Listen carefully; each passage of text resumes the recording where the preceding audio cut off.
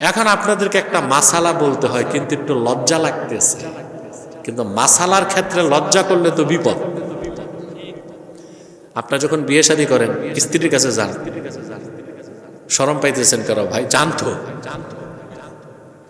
Physical রিলেশনের পর আমরা কি বলি যে গোসল ফরজ হয়েছে, নাপাক ছিলাম, গোসল করছি। আসলে কি মানুষ স্ত্রীর কাছে গেলে নাপাক হয়? মুমিন তো কখনো নাপাক হয় না। হইতে পারেন হয়।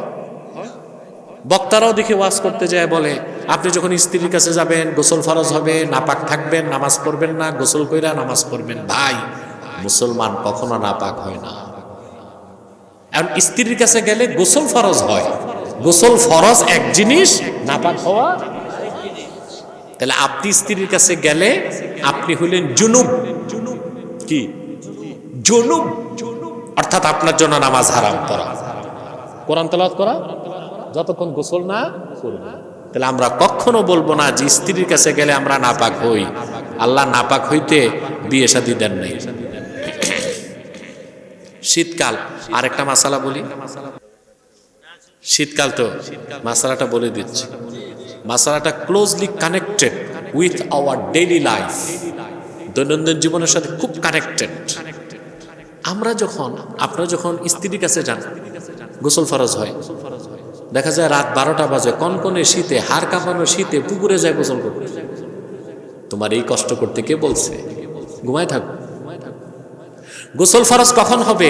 ইদা দাখালা ওয়াক্তুল ফাজরে, ফজরের টাইম আসলে গোসল ফরজ। এর আগে গোসল ফরজ?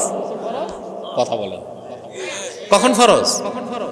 ফজরের নামাজের ওক্ত এন্ট্রি করলে গোসল ফরজ হবে। এর আগে গোসল ফরজ? তাই শীতে কষ্ট করে 12টা বাজে পুকুরে যে গোসল করার দরকার আছে? কথা বলেন। একদিনে শাস্তি পেলে 7 দিন তো ভয়তে যাবেই না। হ্যাঁ, যদি আপনি এর আগে তাহাজ্জুদ পড়তে চান, কোরআন তেলাওয়াত করতে চান, তখন আবার গোসল ফরজ। আর যদি ঘুমায় থাকেন, কোনো গুনাহ নাই, কোনো দোষ, ফজরের ওক্ত হবে, গোসল করে নামাজ পড়বেন। সুবহানাল্লাহ।